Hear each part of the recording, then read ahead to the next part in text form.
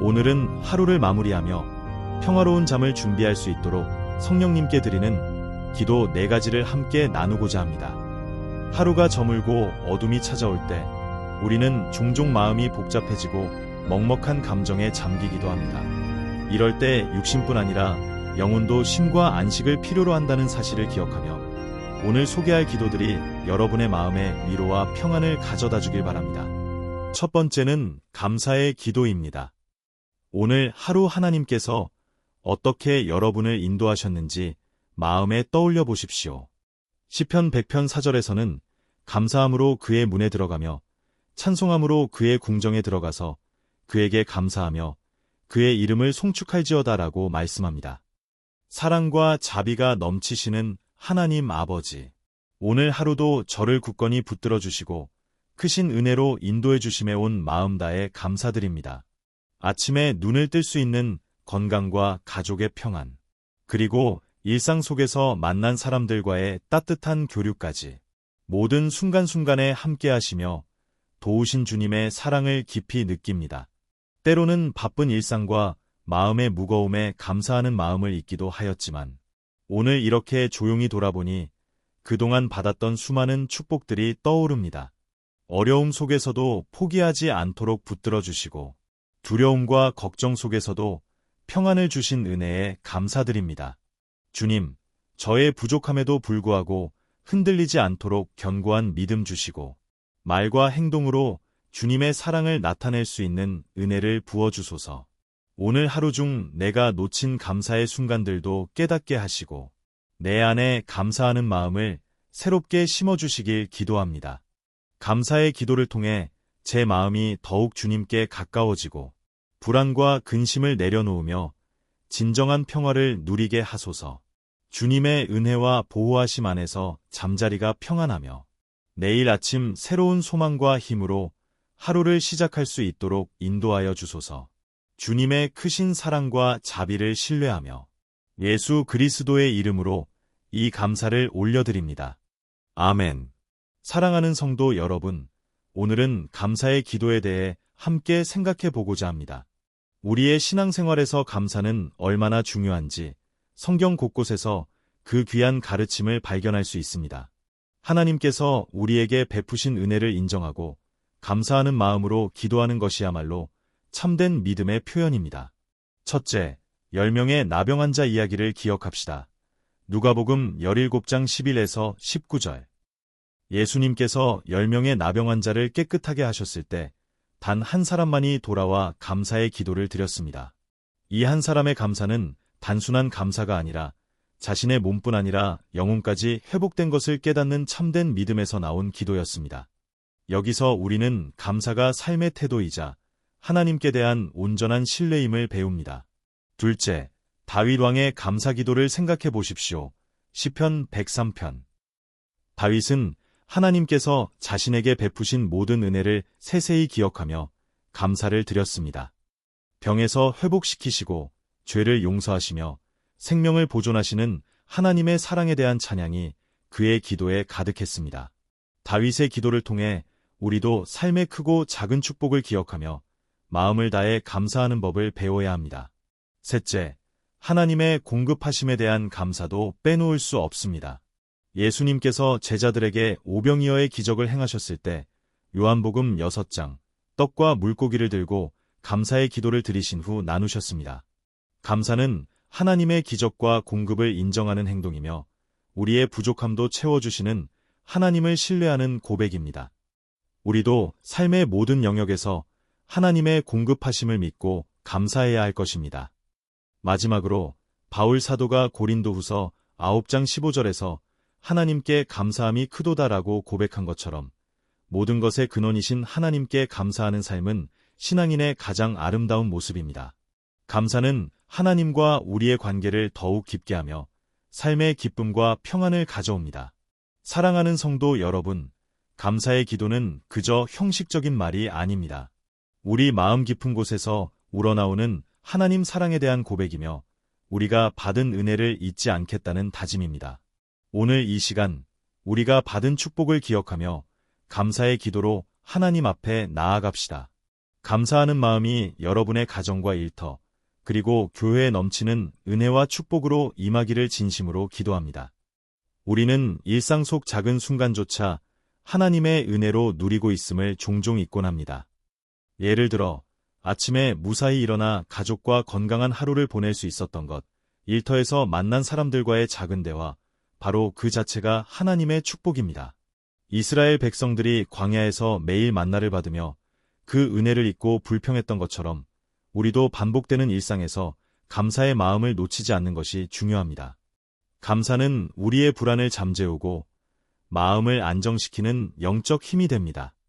오늘 하루 주신 모든 은혜를 기억하며 진심으로 감사의 기도를 드리시길 바랍니다. 감사의 기도는 단순히 고맙습니다 라는 말 한마디 그 이상입니다. 그것은 하나님께서 오늘 하루 동안 베푸신 자비와 사랑을 기억하며 마음 깊이 그 은혜를 인정하는 것입니다. 예를 들어 오늘 아침 잠에서 깨어나 건강한 몸으로 하루를 시작할 수 있었던 것, 가족의 안정과 사랑, 주변 사람들과의 작은 만남과 대화 속에 깃든 하나님의 보호와 축복을 떠올려 보십시오. 우리가 자주 잊기 쉬운 것은 익숙함 속에서도 하나님의 은혜가 끊임없이 우리를 감싸고 있다는 사실입니다.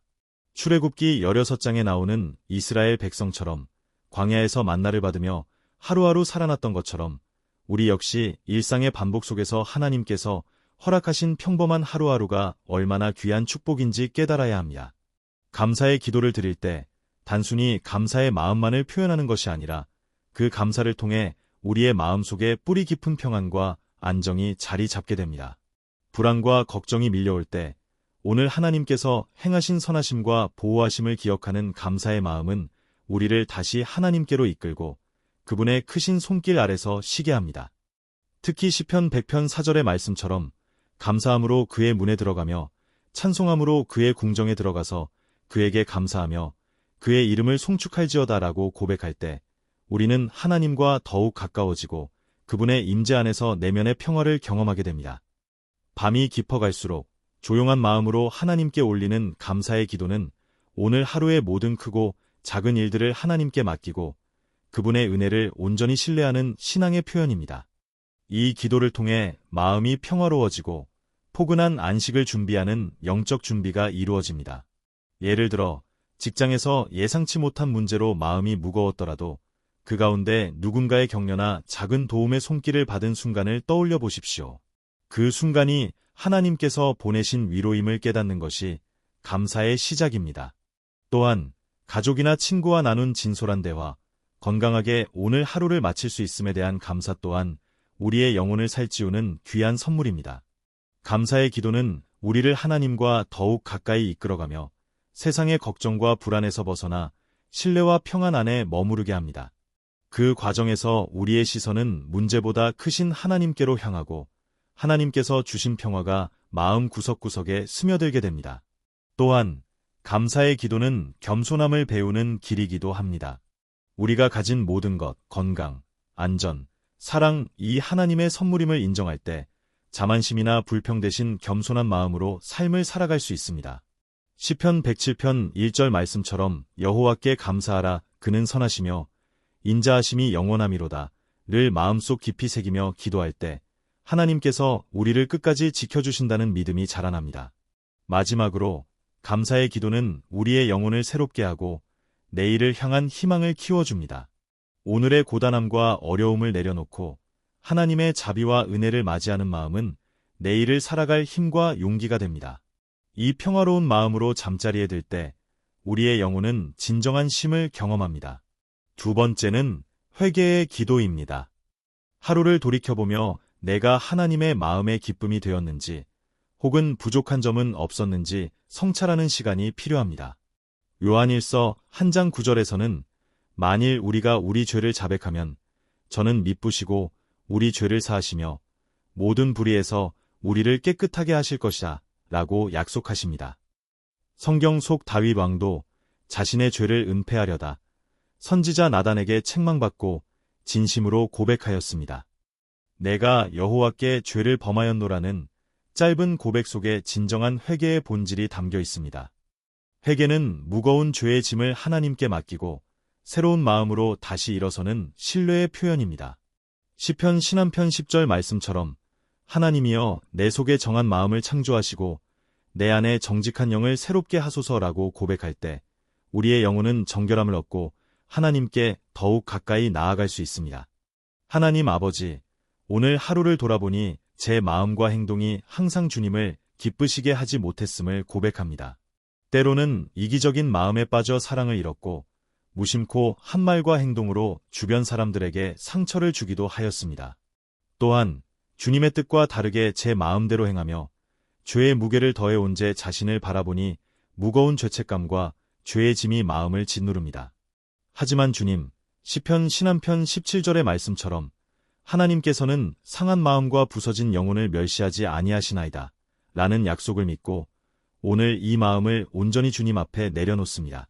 제 죄를 숨기거나 변명하지 않고 진심으로 회개하며 주님의 자비와 용서를 간구합니다. 성경 속 다윗 왕이 나단 선지자의 책망을 받고 자신의 죄를 깨닫고 내가 여호와께 범죄하였사오니 이제는 주께서 친히 내 죄악을 사하시리이다. 시편 32편 5절 라고 고백했던 그 겸손한 마음으로 저도 주님께 다가갑니다. 죄의 무게를 주님께 맡기며 그분의 용서와 사랑 안에 새롭게 태어나고자 합니다. 제가 저지른 모든 잘못을 아시고도 변함없이 저를 사랑하시는 하나님, 제 마음의 더러움을 깨끗하게 씻어주시고 정결한 영을 새롭게 하사 새로운 마음과 뜻으로 주님 앞에 설 수 있게 하여 주소서. 주님의 은혜로 저의 마음이 회복되어 다시는 주님의 마음을 아프게 하지 않는 삶을 살도록 인도하여 주시옵소서. 회개는 단순히 죄책감을 느끼는 것이 아니라 하나님과의 신뢰를 회복하고 새롭게 시작하는 과정임을 믿습니다. 저의 부족함과 연약함을 의지하며 날마다 새로워지는 삶을 살아가게 하시고 주님의 은혜와 평강이 저와 함께 하사 혼란스러운 마음이 평안함으로 바뀌는 은혜를 누리게 하소서. 사랑의 하나님, 오늘 이 회개의 기도를 통해 저의 영혼이 깨끗함을 얻고 주님의 사랑 안에 더욱 깊이 잠기게 하소서. 제 삶의 모든 부분을 주님께 맡기며 주님의 성령님께서 저를 인도하시고 붙들어 주소서. 예수 그리스도의 이름으로 간절히 기도드립니다. 아멘. 사랑하는 성도 여러분, 오늘은 우리 믿음의 여정에서 빼놓을 수 없는 영적인 자세, 바로 회개의 기도에 대해 함께 묵상해 보고자 합니다. 회개는 단순히 잘못을 인정하는 것에 그치지 않고 마음과 삶을 하나님께 돌이키는 절실한 행동입니다. 성경 속 여러 본문을 통해 참된 회개의 기도를 배워보겠습니다. 첫째, 다윗 왕의 회개 기도를 기억합시다. 시편 신한편. 다윗은 자신의 죄를 깊이 인식하고 하나님 앞에 진심으로 회개했습니다. 하나님이여, 내 속에 정한 마음을 창조하시고 내 안에 새 정직한 영을 창조하소서. 시 51, 10라고 간절히 기도하는 다윗의 모습에서 우리는 회개가 단순히 죄를 부인하지 않고 변화된 마음과 삶을 하나님께 구하는 영적인 행위임을 알 수 있습니다. 그의 기도는 우리가 회개할 때 가져야 할 진심과 겸손의 모범입니다. 둘째, 탕자의 비유. 누가복음 15장 11에서 32절로부터 배울 점도 큽니다. 아버지께 죄를 고백하고 돌아오는 탕자의 모습은 회개의 본질을 보여줍니다. 그는 아버지, 내가 하늘과 아버지께 죄를 지었사오니 룩 15시 18분 라고 말하며 자신의 허물과 죄책을 인정했습니다. 하나님께 돌아가는 참된 회개는 우리도 탕자처럼 주저하지 않고 하나님 앞에 담대히 나아가야 함을 일깨워줍니다. 셋째, 요나 선지자의 기도. 요나서 2장, 역시 회개의 기도를 대표합니다. 요나는 큰 고난 속에서 하나님께 부르짖으며 자신의 실패와 불순종을 고백했습니다. 하나님께서 깊은 곳에서도 들으셨던 그의 기도는 고난 가운데서도 회개하며 하나님을 의지하는 신앙인의 자세를 가르칩니다. 우리 삶에도 힘들고 어려운 순간에 회개의 기도를 드릴 때 하나님은 늘 귀 기울이시고 은혜를 베푸십니다. 넷째, 신약에서 베드로의 회개. 누가복음 22장 61에서 62절을 떠올려 보십시오. 베드로는 예수님을 3번 부인한 후 자신을 깊이 자책하며 눈물을 흘렸습니다. 그의 회개는 죄책감을 넘어 다시 주님께 돌아가 새로운 사명을 받는 계기가 되었습니다. 우리도 실패와 잘못 앞에서 낙심하지 말고 베드로처럼 진심으로 회개하여 다시 하나님의 은혜 안으로 나아가야 합니다. 마지막으로 사도 바울 역시 자신의 과거를 회개하며 복음을 전하는 사명자로 변화되었습니다. 사도행전 9장. 그의 삶에서 알 수 있듯이 회개는 인생을 완전히 변화시키는 하나님의 능력입니다. 회개의 기도는 하나님 앞에서 자신의 죄와 허물을 진솔하게 고백하는 가장 중요한 신앙의 행위입니다. 이는 단지 죄책감을 느끼는 것을 넘어서 자신의 잘못을 인정하고 변화된 마음으로 하나님께 돌아가는 과정입니다. 특히 30대 남성으로서 직장과 가정, 사회 속에서 책임과 부담이 큰 시기일수록 때때로 자신의 부족함과 실수에 대해 무거운 마음을 가질 수 있습니다. 이때 회개의 기도는 마음의 무거움을 내려놓고 진정한 자유와 평안을 찾는 길이 됩니다. 회개는 자기 자신에 대한 냉철한 성찰과 동시에 하나님의 무한한 자비를 신뢰하는 믿음이 동반되어야 합니다. 우리 모두는 완전하지 않기에 실수하고 죄 짓기도 하지만 그럼에도 불구하고 하나님께서는 상한 마음과 겸손한 영혼을 기쁘게 받으시며 진심 어린 회개자에게 용서와 새 삶을 약속하십니다. 예를 들어 직장 생활 중 동료와의 갈등이나 가정에서의 불화가 있었던 날, 혹은 자신의 욕심이나 순간적인 판단착오로 인해 주님의 뜻에서 벗어난 행동을 한 날이 있었다면 그 모든 순간을 숨기지 않고 하나님 앞에 내어놓는 것이 필요합니다. 이것이 곧 회개의 출발점이며 하나님과의 관계를 회복하는 귀한 시간입니다. 회개의 기도를 통해 우리는 스스로를 정죄하는 대신 하나님의 사랑과 용서를 입음으로써 내면의 새로움을 경험합니다. 또한 하나님께서 주시는 성령의 인도하심을 받아 앞으로의 삶에서 같은 죄를 반복하지 않고 더 나은 방향으로 나아가도록 힘을 얻게 됩니다. 마지막으로 회개의 기도는 개인적인 구원뿐만 아니라 주변 사람들과의 관계 회복에도 중요한 역할을 합니다. 진심으로 잘못을 인정하고 용서를 구하는 태도는 가족과 동료, 친구와의 신뢰를 회복하며 더욱 성숙한 인간관계를 만들어갑니다. 따라서 회개의 기도는 우리 삶 전체를 변화시키는 강력한 영적 도구임을 기억하시고 매일의 삶 가운데 주님께 겸손히 나아가는 습관을 가지시길 권면드립니다. 회개의 기도는 단순히 죄를 고백하는 데 그치지 않고 우리 삶의 근본적인 변화를 일으키는 영적인 출발점입니다. 죄를 인식하고 하나님 앞에 솔직히 내어놓을 때 우리는 스스로의 한계를 인정하며 겸손함을 배우게 됩니다. 이러한 겸손은 하나님과의 관계 회복뿐 아니라 자기 자신과 주변 사람들에 대한 이해와 용서를 가능하게 하는 중요한 덕목입니다. 특히 30대 남성으로서 사회적 경제적 책임이 무거운 시기에는 여러 가지 갈등과 고민이 따르기 쉽습니다. 때로는 불완전한 모습에 실망하거나 죄책감에 눌릴 수 있으나 회개의 기도는 그런 마음의 짐을 하나님께 맡기고 새로운 힘을 받는 통로가 됩니다. 하나님께서는 우리가 넘어질 때마다 일으켜 세워주시는 자비의 하나님이시며 진심 어린 회개 앞에 끝없는 용서와 사랑을 베푸십니다. 또한 회개의 기도는 우리의 내면을 진단하는 영적 거울과도 같습니다.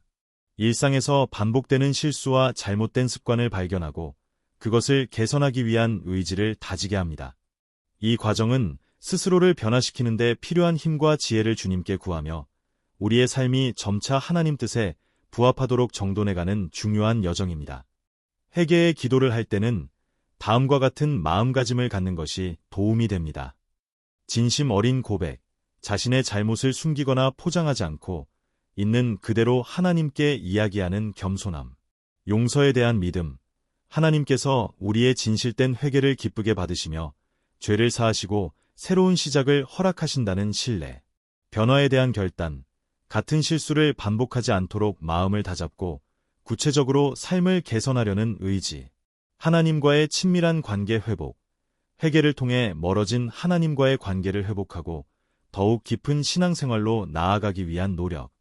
이처럼 회개의 기도는 우리의 신앙길에서 매우 소중한 실천이며 쌓인 죄의 무게를 덜고 하나님께서 허락하시는 영적 평안과 기쁨을 누리는 통로입니다. 이를 통해 우리 마음속에 참된 자유가 임하며 하나님의 사랑과 은혜로 충만한 삶을 살아갈 수 있게 됩니다. 만약 구체적으로 어떤 부분에서 회개의 기도를 드려야 할지 막막하시면 일상에서 느낀 감정이나 주변 관계에서 생긴 갈등, 혹은 내면 깊은 곳에서 깨닫게 된 죄성을 솔직하게 하나님께 말씀드리는 것부터 시작해 보시길 권합니다. 진심이 통하는 하나님께서는 그 모든 마음을 아시고 위로와 새 힘을 부어주실 것입니다. 마지막으로 감사와 회개의 기도를 통해 신앙이 성장하는 과정을 이야기하고 싶습니다. 우리가 드리는 기도는 단순한 의무가 아니라 하나님과 깊은 교제를 이루는 통로입니다. 기도를 통해 마음의 무거움을 내려놓고 내일을 향한 소망과 용기를 얻습니다. 예를 들어 업무 중 힘든 순간에도 오늘 하나님께 감사하며 자신을 돌아보는 기도로 인해 스트레스가 줄어들고 마음이 평온해진 경험이 있으신가요? 이처럼 기도는 우리에게 내일을 기대하게 하는 힘을 줍니다. 기도를 드릴 때는 마음을 가다듬고 조용히 하나님께 진실하게 나아가십시오. 자신의 부족함과 하나님께서 베푸신 은혜를 동시에 인정하는 자세가 중요합니다. 그러면 하루를 평화롭게 마감하며 깊은 안식을 누릴 수 있습니다. 기도의 영적 효과와 의미를 담은 기도문. 전능하시고 자비로우신 하나님 아버지, 오늘도 저에게 기도의 은혜를 허락해 주시니 감사드립니다. 기도를 통해 저의 부족함과 죄를 고백하며 님의 크신 사랑과 용서하심을 깊이 체험하게 하심에 감사를 드립니다. 기도는 저와 하나님 아버지께서 만나는 소중한 시간입니다. 그 시간 속에서 제 마음은 거룩함으로 정결해지고 혼란과 고단함은 평안으로 바뀌며 무거웠던 짐들이 가벼워지는 기적을 경험합니다. 나아가 기도를 통해 주님의 뜻을 분별하고 삶의 길을 바르게 인도받게 하시니 참으로 은혜롭습니다. 오늘도 주님의 음성을 듣고자 하오니 진리의 빛으로 제 마음을 비추어 주시고 그 인도하심 따라 담대히 나아가게 하소서. 주님께 매일 기도의 시간을 드리며 하나님과 더욱 깊이 교제하는 신앙인이 되길 소망합니다. 저의 삶 속의 기도라는 귀한 선물을 허락하시고 그 기도를 통해 영혼이 새로워지며 주님의 평안 가운데 거하게 하옵소서. 예수 그리스도의 이름으로 간절히 기도합니다. 아멘. 기도는 우리 신앙생활의 근본이자 영적인 생명줄과도 같습니다. 일상생활 속에서 겪는 여러 어려움과 스트레스, 인간관계의 충돌, 그리고 자기 자신의 연약함 앞에서 기도는 우리 영혼의 안식처가 되어줍니다. 30대 남성으로서 사회와 가정에서 많은 책임을 지는 상황에서 기도는 하나님과의 깊은 교제를 통해 흔들리는 마음을 다잡고 새로운 힘을 얻는 중요한 영적 행위입니다. 기도의 가장 큰 의미 중 하나는 하나님과의 친밀한 소통입니다. 말로만 하는 독백이나 단순한 요청이 아니라 마음을 열고 진실하게 하나님과 대화하는 시간입니다. 이 시간을 통해 하나님께 속내를 털어놓고 그의 마음을 듣게 될 때 우리는 혼자가 아님을 깨닫고 영적 위로와 회복을 경험합니다. 더불어 기도는 영혼의 정화 과정입니다. 자신의 죄를 인정하고 주님께 용서를 구하며 감사의 마음을 표현하는 기도는 우리 내면에 거룩함과 겸손을 심어줍니다. 이는 성경에서 말하는 하나님의 뜻에 따라 살아가는 삶으로 한 걸음 나아가는 길입니다. 또한 기도는 우리 삶의 방향을 정하는 나침반 역할을 합니다. 복잡하고 예측 불가능한 세상 속에서 어떤 선택을 해야 할지 모를 때 기도를 통해 하나님의 지혜를 구하고 순종하는 자세를 갖는 것이 매우 중요합니다. 하나님께서 알려주시는 그 길은 때로는 쉽지 않지만 그 길을 따르는 자에게는 참된 평안과 승리가 함께합니다. 영적으로 성장하는 과정에서 기도는 또한 자기 인식과 성찰의 수단이 됩니다. 기도를 하면서 자신의 마음 상태를 돌아보고 잘못된 습관이나 생각들을 발견하며 변화의 계기를 마련하는 것입니다. 이는 단순히 믿음의 표현을 넘어서 삶 전체를 하나님의 빛으로 비추어 새롭게 만드는 힘이 있습니다. 성경 야고보서 1장 2에서 4절에서는 이렇게 말씀합니다. 내 형제들아, 너희가 여러 가지 시험을 만나거든 온전히 기쁘게 여기라. 이는 너희 믿음의 시련이 인내를 만들어내는 줄 알미라. 인내를 온전히 이루라. 이는 너희로 온전하고 구비하여 조금도 부족함이 없게 하려 함이라. 이 말씀대로 우리의 신앙생활의 시련은 필연적입니다. 그러나 그 시련이 결코 헛된 것이 아니라는 사실을 기억해야 합니다. 시험과 어려움은 우리의 믿음을 단련시키고 인내를 통해 영적 성숙으로 나아가게 하시는 하나님의 도구입니다. 인내는 우리를 온전하고 부족함 없는 신앙인으로 빚어가는 과정입니다. 또한 히브리서 12장 1에서 3절에서는 우리가 마치 육상 경주를 하듯 인내하며 경주하라고 권면합니다. 이러므로 우리에게 구름 같은 허다한 증인들이 둘러싸고 있으니 모든 무거운 것과 얽매이기 쉬운 죄를 벗어 버리고 인내로서 우리 앞에 당한 경주를 하며 믿음의 주요 또 온전케 하시는 이인 예수를 바라보자. 여기서 믿음의 주요이신 예수님을 바라본다는 것은 인내하는 힘의 근원이 무엇인지를 알려줍니다. 예수 그리스도께서는 자신을 따르는 우리를 위해 모든 고난을 견디셨고 그 믿음의 본을 우리에게 보여주셨습니다. 우리가 어려움을 당할 때마다 예수님을 바라보며 믿음을 굳게 지킨다면 시련도 반드시 우리를 더 강하게 만듭니다. 특히 30대는 인생의 중요한 시기이기에 여러 책임과 도전을 마주하는 때입니다.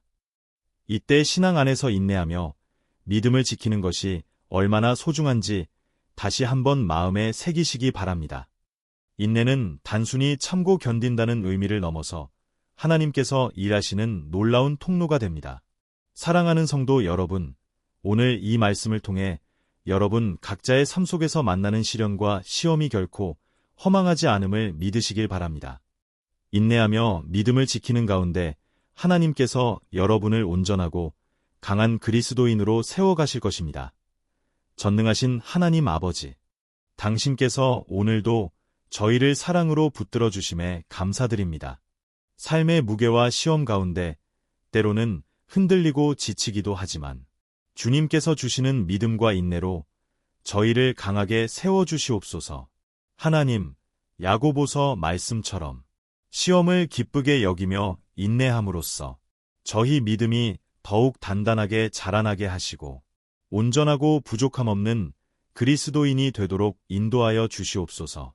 어려움과 고난 앞에서도 히브리서에 기록된 대로 예수 그리스도를 바라보며 믿음의 경주를 끝까지 완주할 힘과 용기를 허락하여 주시옵소서. 주님, 제 삶의 무거운 짐과 얽매이기 쉬운 죄들을 모두 벗어버리고 순종과 겸손함으로 주님의 인도하심을 따르게 하소서. 그리고 어떤 환경 속에서도 흔들리지 않는 믿음의 사람이 되게 하옵소서. 이 시대를 살아가는 저희 모두가 주님의 사랑과 은혜로 인내하며 성장하여 하나님께서 원하시는 뜻을 이루는 귀한 삶을 살게 하여 주시길 간절히 기도드립니다. 예수 그리스도의 이름으로 기도합니다. 아멘. 예수님께서 산 위에서 가르치신 산상수훈 마태복음 5장은 우리의 생각과 행동, 마음가짐을 새롭게 바꾸는 하나님의 나라 가치관을 분명하게 보여주고 있습니다. 먼저 복 있는 사람에 대한 선언은 세상이 말하는 성공과는 다릅니다. 심령이 가난한 자는 복이 있나니 천국이 그들의 것이며 마 5, 3. 여기서 심령이 가난하다는 것은 자신이 얼마나 영적으로 부족한지를 인정하며 하나님께 의지하는 겸손한 마음을 의미합니다. 세상은 스스로를 높이고 자랑하라 하지만 하나님 나라는 겸손과 온유를 자랑함으로 삼으라고 명하십니다. 또한 애통하는 자는 복이 있나니 그들이 위로를 받을 것이며 마 5, 4 라고 말씀하시며 자신의 죄와 세상의 불의를 슬퍼하는 마음을 가진 자가 하나님의 위로를 받는다고 하셨습니다. 하나님 나라에서는 슬픔과 아픔도 하나님의 긍휼한 손길을 경험하는 통로가 됩니다. 그리고 온유한 자는 땅을 기업으로 받을 것이며 마 5, 5 라고 약속하셨습니다. 온유함은 강한 자에게 무기력한 태도가 아니라 자기중심을 내려놓고 타인을 존중하는 힘있는 겸손입니다. 이처럼 하나님이 주시는 상과 세상이 추구하는 상이 다름을 우리 마음에 새겨야 합니다. 하나님 나라의 가치관은 단지 마음가짐에 머물지 않고 일상에서 실천되어야 합니다. 예수님께서는 너희는 세상의 소금이요 세상의 빛이라 마 5시 13분 14 고 말씀하셔서 우리로 하여금 세상 속에서 하나님의 뜻을 드러내는 삶을 살도록 초대하십니다. 세상의 어둠과 부패를 소금으로 정화하고 빛으로 어둠을 몰아내는 역할을 감당해야 할 책임이 있습니다. 하나님 나라의 가치관은 우리 삶 곳곳에서 구체적으로 나타나야 합니다. 예수님께서 말씀하신 복되다는 의미들은 우리 신앙인으로 하여금 다음과 같은 실천적 삶을 강조합니다. 겸손과 의로움 추구하기. 세상은 자기 자랑과 힘으로 성공을 주장하지만 하나님께서 기뻐하시는 자는 겸손하며 의를 사랑하는 사람입니다. 마 5, 6. 우리는 공의로운 행동과 마음을 가지고 때로는 부당한 상황에서도 옳은 길을 선택하는 용기가 필요합니다. 적을 사랑하고 용서하기. 산상수훈에서 예수님은 원수를 사랑하고 박해를 받는 자가 복이 있다고 하셨습니다. 마 5시 44분 45, 10시 22분. 사회생활과 가정 안에서 상처와 갈등이 있을 때 하나님의 사랑을 본받아 용서하며 사랑으로 화해하는 삶이 하나님의 나라 가치관입니다. 물질과 이익보다 영적인 가치 소중히 여기기. 세상은 물질적 풍요와 성공을 최고의 가치로 여기지만 하나님의 나라는 마음의 청결과 신실함을 더 귀하게 여기십니다. 마 5, 8. 30대 가장과 직장인으로서 현실적 책임과 부담이 크지만 주님께 집중하는 영적 삶을 잃지 않도록 힘써야 할 것입니다. 하나님의 뜻을 따른 삶을 선택하기. 우리의 행동과 결정을 하나님 뜻에 맞게 하며 다른 사람들에게 선한 영향력을 끼치는 것이 중요합니다. 산상수훈 전체가 그러한 삶의 표준이며 우리의 일상에서 하나님의 법을 실천하는 데 지침이 됩니다. 어느 바닷가 작은 마을에 등대가 있었습니다. 그 등대는 밤마다 어둠 속에서 배들이 안전하게 항구로 들어오도록 길을 밝혀주었습니다. 한 번은 태풍이 몰아쳐 큰 파도가 치고 짙은 안개가 깔렸지만 등대의 밝은 빛은 흔들리지 않고 꺼지지 않았습니다. 그 빛을 따라 수많은 배들이 무사히 집으로 돌아갈 수 있었습니다. 이와 같이 우리도 하나님 나라의 가치관으로 살아가며 세상의 어둠 속에서도 흔들리지 않는 빛이 되어야 합니다. 세상은 혼란과 유혹이 많지만 예수님께서 가르쳐주신 사랑과 겸손, 정직함의 빛을 비추는 등대 같은 존재가 되어 주변 사람들에게 안전과 희망을 주는 삶을 살아야 할 것입니다. 예수님은 마태복음 13장에서 천국을 진주에 비유하셨습니다. 한 상인이 아주 귀한 진주를 발견하자 자기 모든 재산을 팔아 진주를 샀다는 이야기입니다. 이 말씀은 하나님 나라의 가치가 그 무엇과도 바꿀 수 없는 귀한 것임을 가르쳐줍니다. 우리의 삶 가운데 세상의 유혹과 이익들이 많지만 하나님의 나라 가치를 발견한 자는 그 무엇과도 바꾸지 않는 진주처럼 소중히 여기고 지킬 줄 알아야 합니다. 한평생 하나님 나라의 가치로 살아가는 삶이 참된 보물임을 믿고 선택해야 할 것입니다. 한 마을에 커다란 나무 한 그루가 있었습니다. 오랜 시간 동안 많은 비바람과 폭풍을 견뎌냈지만 나무는 결코 꺾이지 않았습니다.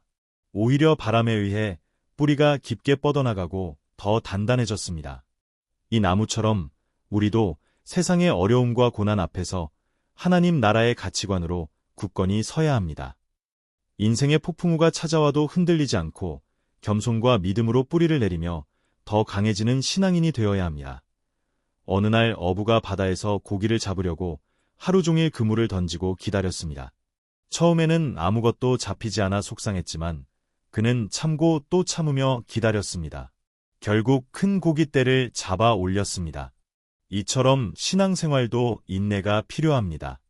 하나님 나라의 가치관을 따르며 믿음으로 인내할 때 때가 되어 반드시 풍성한 열매와 축복을 경험하게 됩니다.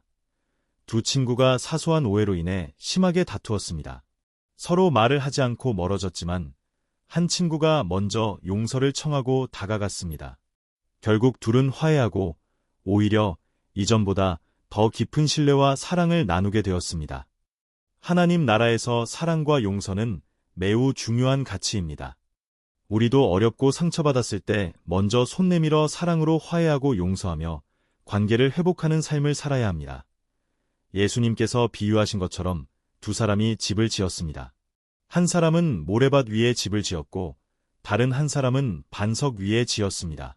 비가 와서 홍수가 나자 모래밭 위의 집은 무너졌지만 반석 위의 집은 견고하게 서 있었습니다. 세상 가치에 기반한 삶은 흔들리기 쉽지만 하나님 나라의 가치에 뿌리를 둔 삶은 어떤 상황에서도 견고하게 버틸 수 있습니다. 우리 모두 반석 위에 집을 짓는 지혜를 가져야 합니다. 어두운 방에 작은 촛불 하나가 켜졌습니다. 방 전체를 밝히기에는 부족했지만 그 빛 하나가 있어 사람들은 길을 찾을 수 있었습니다. 누군가 촛불을 꺼버리면 방은 다시 어두워졌을 것입니다. 우리 각자가 하나님 나라의 가치관을 실천하는 작은 빛이 되어야 합니다. 우리의 행동과 말 한마디가 주변의 희망과 격려가 되어 세상에 빛을 비출 수 있음을 기억해야 합니다. 어느 마을에 정직한 장사꾼이 있었습니다. 그는 늘 정당한 가격에 물건을 팔았고 때로는 이익이 적어도 거짓이나 속임수를 전혀 쓰지 않았습니다. 마을 사람들은 그의 정직함을 신뢰했고 멀리서도 사람들이 찾아왔습니다. 하나님 나라의 가치관은 정직과 신실함입니다. 사회생활에서 이윤과 편리함에 흔들리지 않고 정직하게 살아가는 삶이 진정한 복의 길임을 보여줍니다. 기도의 능력과 삶의 변화. 사랑하는 성도 여러분, 오늘은 우리 신앙생활의 중심인 기도가 어떻게 개인과 공동체를 변화시키는 강력한 힘이 되는지 함께 묵상하고자 합니다. 마가복음 11장 22에서 24절에서 예수님께서는 하나님을 믿으라고 말씀하시며 기도의 능력에 대해 다음과 같이 가르치십니다. 하나님을 믿으라. 진실로 너희에게 이르노니 누구든지 이 산더러 들리어 바다에 던지우라 하면 그의 말하는 것이 이루어질 줄을 마음에 믿고 의심하지 아니하면 그대로 되리라. 그러므로 내가 너희에게 말하노니 무엇이든지 기도하고 구하는 것은 받은 줄로 믿으라 그리하면 너희에게 그대로 되리라. 막 11시 22분-24. 이 말씀은 단순한 주문이나 마법의 공식이 아닙니다. 진심으로 하나님을 신뢰하며 기도할 때 우리의 마음과 상황이 변화되며 하나님의 역사가 이루어지는 삶의 원리를 보여줍니다. 기도가 개인을 변화시키는 힘. 저명한 신앙인이나 성도들의 삶 속 기도의 경험을 보면 기도는 무엇보다 내면의 변화를 가져오는 도구임을 알 수 있습니다. 예를 들어 어떤 분은 오랜 기간 고통과 절망 가운데 있을 때 간절히 기도하며 마음의 평안을 얻었고 그 힘으로 어려움을 극복할 수 있었습니다. 마음이 바뀌니 행동도 달라졌고 어려운 상황에서도 감사와 희망을 잃지 않게 되었습니다. 이처럼 기도는 우리 마음속에 하나님의 평안과 힘을 주어 변화와 성장의 길로 인도합니다. 우리가 자신의 한계를 인정하고 하나님께 의지할 때 연약함 속에 강함을 발견하게 됩니다. 기도가 공동체를 변화시키는 능력. 한 교회나 신앙 공동체가 기도의 자리에 함께 모일 때 함께하는 마음과 믿음이 공동체 전체를 새롭게 합니다. 예를 들어 어느 지역 교회가 사역의 어려움과 갈등 가운데 있을 때 전 성도가 한 마음으로 기도하며 서로를 격려하였습니다. 그 결과 문제를 지혜롭게 해결하고 사랑과 화합이 회복되는 놀라운 일이 일어났습니다. 기도는 단순히 개인의 소원을 하나님께 아뢰는 것을 넘어 공동체의 영적 결속과 변화에 결정적인 역할을 합니다. 같이 기도할 때 하나님께서 주시는 능력과 지혜가 임하여 어려움을 극복할 수 있습니다.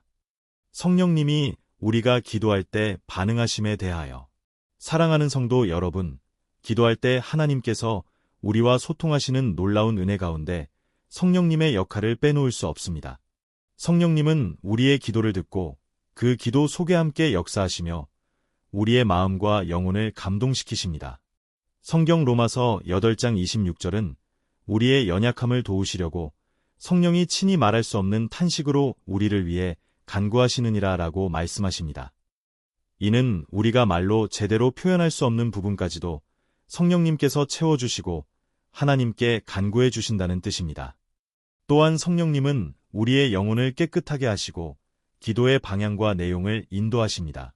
우리가 무엇을 구해야 할지 알지 못할 때도 성령님이 우리 안에서 기도의 소원을 만들어주시고 하나님의 뜻에 맞도록 기도의 마음을 조율해 주십니다. 성령님의 반응은 다음과 같이 요약할 수 있습니다. 기도 중 우리의 영과 마음을 도우심. 연약한 우리의 기도를 보완하시며 마치 자녀를 사랑하는 부모처럼 우리의 마음을 살피시고 위로하십니다. 하나님의 뜻을 깨닫게 하심. 우리가 하나님 앞에 나아갈 때 성령님이 하나님의 뜻과 계획을 알게 하시고 그 뜻에 합당한 기도를 할 수 있도록 인도하십니다. 기도의 결실을 이루도록 역사하심. 우리의 기도를 단순한 말이 아니라 하나님께서 들으시고 응답하실 수 있는 축복의 통로가 되게 하십니다. 사랑하는 성도 여러분, 하나님께서 기뻐하시는 삶을 사는 것은 신앙인의 가장 귀한 소명 중 하나입니다. 성경은 하나님을 기쁘시게 하는 다양한 삶의 태도와 행동을 말씀해 주시며 그 길을 걸어갈 때 우리도 행복과 축복을 누리게 됨을 가르쳐 줍니다. 다음은 하나님을 기쁘시게 하는 대표적인 방법들입니다. 믿음으로 살아가기. 히브리서 11장 6절은 믿음이 없이는 하나님을 기쁘시게 하지 못하나니 라고 말씀합니다. 하나님께서 기뻐하시는 첫 번째는 우리가 그분을 신뢰하고 믿음으로 살아가는 것입니다. 의심과 두려움 대신 하나님의 약속을 굳게 붙잡고 삶의 모든 순간에 그분을 의지하는 믿음이 필요합니다. 순종하는 마음 갖기. 요한복음 14장 15절에서 예수님께서 너희가 나를 사랑하면 나의 계명을 지키리라고 하셨듯이 하나님께 순종하는 삶이 곧 하나님을 기쁘시게 하는 방법입니다. 마음과 행동으로 하나님의 뜻에 따르며 그분의 말씀을 실천하는 자세가 중요합니다. 진실된 예배와 감사. 하나님께서 기뻐하시는 예배는 형식적인 행동이 아니라 진심 어린 마음에서 우러나오는 찬양과 감사를 포함합니다. 시편 100편 4절에서 감사함으로 그 문에 들어가며 찬송함으로 그 궁정에 들어가라고 권면하듯이 감사와 찬양으로 하나님을 예배할 때 그분은 기뻐하십니다. 서로 사랑하고 섬기기. 요한일서 4장 7절은 서로 사랑하자고 권면합니다. 하나님은 사랑이신 만큼 이웃을 사랑하고 섬기는 것이 하나님을 기쁘시게 하는 행동입니다. 작은 친절과 배려, 용서와 겸손한 봉사를 통해 하나님의 사랑을 세상에 드러내는 삶이 필요합니다. 죄를 멀리하고 거룩한 삶 살기. 하나님의 거룩하심 앞에 죄는 하나님을 슬프시게 합니다. 따라서 우리도 죄를 멀리하고 정결하며 거룩한 삶을 지향해야 합니다. 시편 34편 18절처럼 하나님은 상한 마음과 회개하는 자를 가까이 하시며 용서하십니다. 믿음과 기도의 실제 적용. 오늘 우리의 삶 속에서 하나님을 믿고 기도하는 것이 무엇보다 중요합니다. 예수님께서 말씀하신 대로 기도하며 구할 때 받은 줄로 믿는 믿음이 필요합니다. 그 믿음은 끊임없는 대화와 신뢰를 의미합니다. 현실의 문제 앞에 좌절하기보다 하나님께 마음을 열고 고백하고 하나님께서 인도하심을 믿고 기도의 응답을 기다리는 기다림 속에 평안을 누리며 일상 속에서 작은 일에도 감사와 간구를 멈추지 않는 훈련을 하여야 합니다. 사랑과 은혜가 풍성하신 하나님 아버지, 오늘도 저희를 사랑으로 인도하시고 믿음의 길을 걸을 수 있도록 붙들어 주심에 감사드립니다. 주님, 저희가 살아가는 이 세상은 수많은 어려움과 유혹으로 가득하지만 오직 하나님을 믿고 의지하는 믿음으로 모든 상황을 헤쳐나갈 수 있음을 고백합니다. 주님, 마가복음 11장 22에서 24절의 말씀처럼 저희가 기도할 때 믿음으로 구하며 간절히 의지할 수 있도록 도와주시옵소서. 저희 안에 의심과 두려움이 아닌 확신과 평안을 허락하시어 어떠한 상황에서도 흔들리지 않는 굳건한 신앙을 허락하여 주시옵소서. 개인적으로는 기도를 통해 저희 마음과 삶이 주님 앞에 더욱 변화되게 하시고 연약함 속에서도 강함을 경험하게 하여 주시옵소서. 또한 가족과 교회, 우리 공동체가 한 마음으로 모여 기도할 때 하나님의 역사하심과 치유하심이 충만하게 임하도록 인도하여 주시옵소서. 하나님, 저희가 주님의 뜻에 민감하게 귀 기울이고 믿음으로 기도하며 삶 가운데 주님의 능력을 나타내는 자들이 되게 하여 주시옵소서. 기도를 삶의 중심에 두고 날마다 하나님과 깊은 교제를 나누는 진실한 제자가 되게 하여 주시옵소서. 이 모든 말씀과 기도를 예수 그리스도의 이름으로 간절히 기도드립니다. 아멘. 사무엘상 15장에는 사울 왕이 하나님께서 명령하신 대로 온전히 순종하지 못한 내용이 나옵니다. 하나님께서는 사울에게 아말렉 족속을 진멸하라는 명령을 내리셨지만 사울은 하나님의 명령을 부분적으로만 따르고 죄악을 용납합니다. 그 결과 하나님께서는 사울과 함께하지 않으셨고 사울은 하나님의 은혜를 잃게 되었습니다. 이것은 우리에게 명확한 교훈을 줍니다. 하나님께 온전하고 진실하게 순종하지 않으면 영적 축복을 받을 수 없을 뿐만 아니라 하나님과의 관계 역시 깨질 수 있다는 사실입니다. 요한복음 14장 15절의 가르침. 예수님께서는 너희가 나를 사랑하면 나의 계명을 지키리라. 요 14시 15분 고 말씀하셨습니다. 사랑과 순종은 불가분의 관계입니다. 우리가 하나님을 진정으로 사랑한다면 그분의 뜻에 순종하는 것은 당연한 마음의 표현입니다. 순종은 단지 명령을 따르는 기계적인 행위가 아니라 하나님과의 깊은 신뢰와 사랑에서 비롯된 삶의 자세입니다. 순종하는 가운데 우리는 하나님과 더욱 친밀한 교제가 이루어지고 그분의 인도하심과 보호하심을 체험하게 됩니다. 순종할 때 누리는 축복과 신앙의 풍성함. 하나님과의 깊은 교제. 순종은 하나님께 마음을 열고 그분의 음성에 귀 기울이는 삶입니다. 이를 통해 성령님의 인도하심과 평강을 더욱 깊이 경험할 수 있습니다. 삶의 안정과 보호. 사울 왕과 달리 순종하는 자는 하나님께서 인도하시고 보호하시는 복을 받습니다. 무수한 어려움 가운데서도 흔들리지 않는 믿음의 기초가 세워집니다. 영적 성장과 성숙. 순종은 우리를 매일 하나님의 형상으로 변화시키는 성장의 과정입니다. 불순종으로 인한 혼란과 상처 대신 성령의 열매가 풍성히 맺힙니다. 주변의 선한 영향력. 순종하는 신앙인은 가족과 교회, 사회 속에서 빛과 소금의 역할을 하며 다른 이들에게도 선한 본보기가 됩니다. 믿음의 동역과 교제. 사랑하는 성도 여러분, 오늘은 혼자가 아닌 신앙 공동체 안에서 함께 성장하고 격려하는 삶의 중요성에 대해 함께 생각해 보고자 합니다. 전도서 4장 9절에서 12절은 두 사람이 함께 있으면 좋고라는 제목으로 동역과 교제의 가치를 명확히 말씀해 주십니다. 두 사람이 함께 있으면 좋다. 그들이 수고함으로 좋은 상을 얻을 것이기 때문이다. 만일 그들이 넘어지면 하나가 그 동물을 붙들어 일으켜준다. 두 사람이면 삼나보다 나으니 그들이 함께 누리면 따뜻하다. 전사 9대 12. 이 말씀은 우리 신앙생활 속에서 혼자가 아닌 둘, 셋, 그리고 더 큰 공동체가 함께할 때 힘과 위로가 증대되고 각자의 약함을 채워주며 성장할 수 있음을 보여줍니다. 히브리서 10장 24절과 25절의 교훈. 히브리서 10장 24에서 25절에서는 믿음의 공동체가 서로를 어떻게 세우고 격려해야 하는지 강조합니다.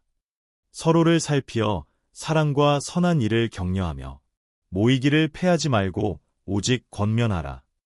히 10시 24분 -25. 이 말씀은 신앙생활에서 혼자만의 믿음은 완전하지 않음을 일깨우며 공동체 안에서 서로가 서로를 돕고 기도하며 응원하는 것이 얼마나 중요한지 가르쳐줍니다. 믿음의 동역과 교제의 중요성. 성경 속에서 평안한 잠을 잘 수 있었던 대표적인 인물 중 하나는 다니엘입니다. 바벨론 포로 생활 중에도 다니엘은 하나님을 향한 굳건한 믿음과 신뢰로 평안함을 누렸습니다. 특히 다니엘서 6장에 나오는 사자굴 사건은 다니엘이 하나님을 신뢰함으로써 어떠한 위기 속에서도 평안할 수 있었는지를 잘 보여줍니다. 다니엘이 평안한 잠을 이룰 수 있었던 이유. 하나님께 대한 철저한 신뢰. 다니엘은 하루 3번씩 하나님께 기도하는 신앙생활을 지켰습니다. 단 6시 10분. 이것은 다니엘이 하나님께 그의 삼전부를 맡기고 하나님의 보호를 확신했기 때문입니다. 하나님이 직접 그의 삶을 지키심. 다니엘이 사자굴에 던져졌을 때에도 하나님께서 사자들의 입을 막아 다니엘이 다치지 않도록 보호해 주셨습니다. 단 6시 22분. 다니엘은 하나님이 지키시리라는 믿음 안에서 두려움 없이 잠을 잘 수 있었습니다. 성실한 삶과 올바른 태도. 다니엘은 하나님 앞에서 정직하고 순종하며 다른 사람들 앞에서도 떳떳한 삶을 살았습니다.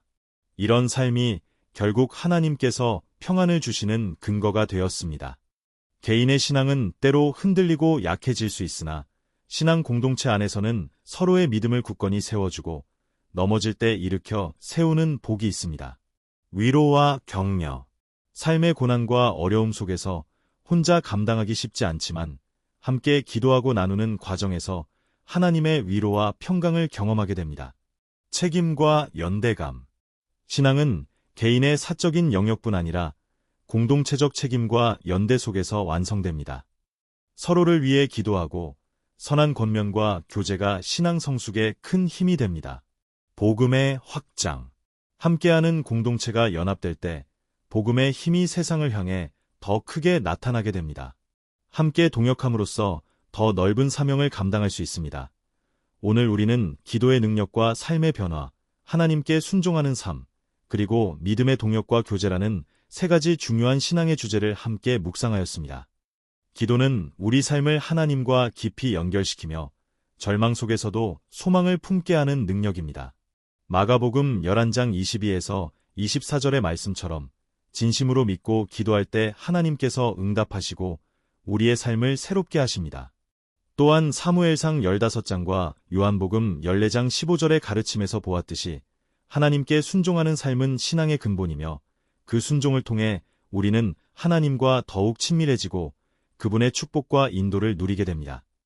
그리고 전도서 4장 9에서 12절과 히브리서 10장 24에서 25절을 통해 믿음의 동역과 교제가 있어야만 진정한 신앙의 풍성함과 견고함을 이룰 수 있음을 깨달았습니다. 혼자가 아니라 서로를 세우고 격려하는 공동체 속에서 우리는 더욱 건강하게 성장할 수 있기 때문입니다.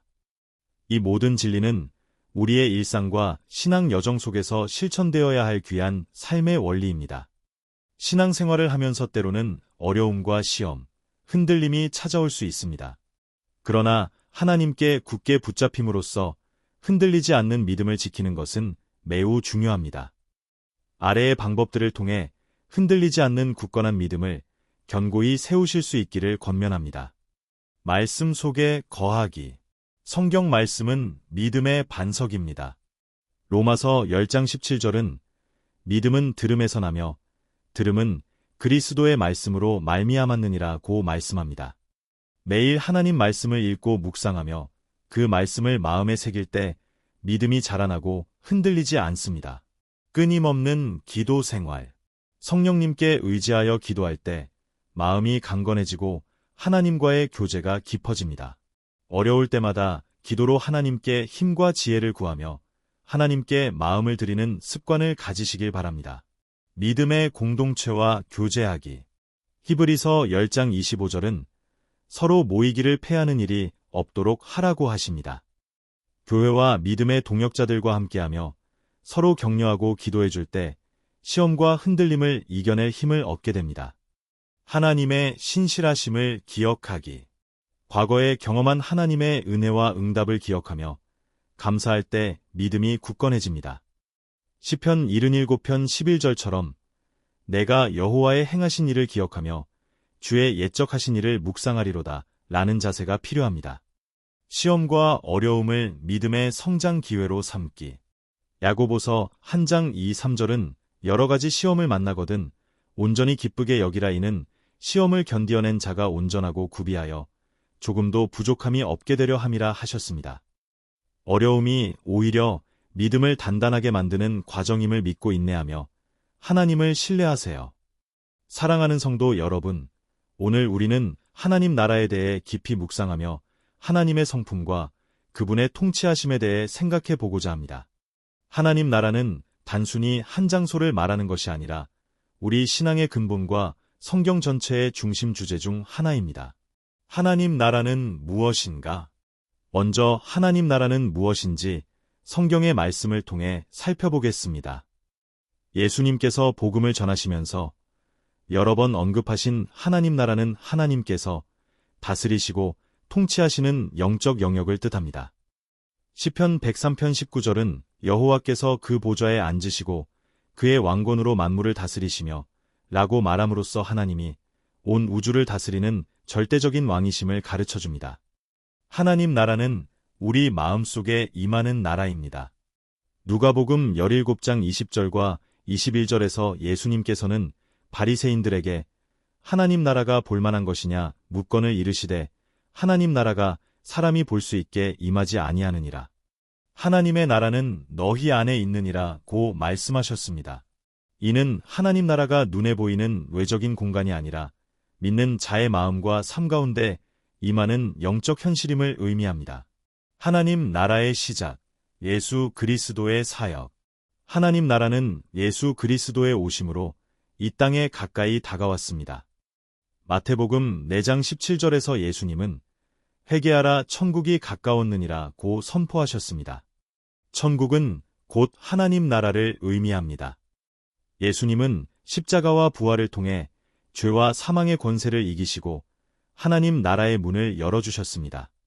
그분을 믿는 모든 사람에게 하나님 나라는 이미 시작된 현실이면서도 아직 완성되지 않은 미래의 소망입니다.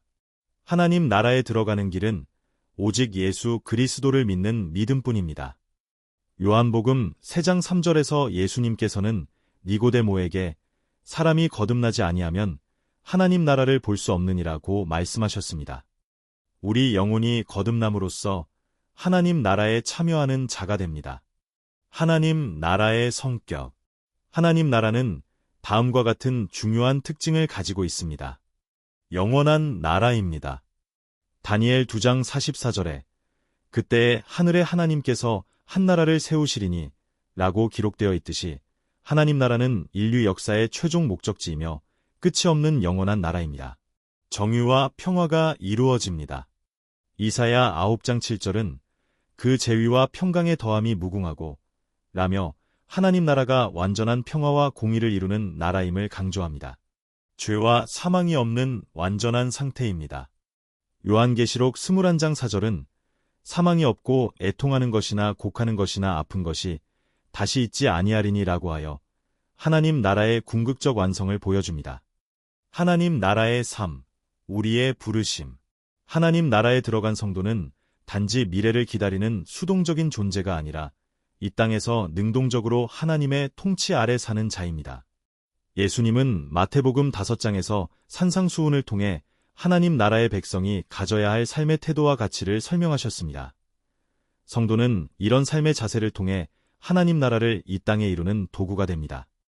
또한 주기도문 마태복음 6장 10절에서 나라가 임하시며 뜻이 하늘에서 이루어진 것 같이 땅에서도 이루어지이다 라고 기도하듯 하나님의 뜻이 하늘에서처럼 이 땅에서도 완전히 이루어지도록 우리가 하나님의 통치자로서 책임을 다해야 합니다. 하나님 나라의 확장, 우리의 사명. 하나님 나라는 전도와 선교, 사랑과 섬김을 통해 이 땅에 확장됩니다. 마태복음 28장 18대 20절의 제자 명령에서 예수님은 그러므로 너희는 가서 모든 민족을 제자로 삼아라고 하셨습니다. 성도가 하나님 나라 시민으로서 이 땅에서 행해야 할 가장 중요한 사명은 복음을 전하여 많은 사람을 하나님 나라로 인도하는 것입니다. 우리의 삶 속에서 선한 영향력을 끼치고 예수님의 사랑을 실천할 때 하나님 나라는 더욱 확장될 것입니다. 하나님 나라의 완성, 재림의 소망. 하나님 나라는 현재 우리 마음과 삶 속에서 일부분 이루어졌지만 예수님의 재림 때 완전하고 영원하게 이루어질 것입니다.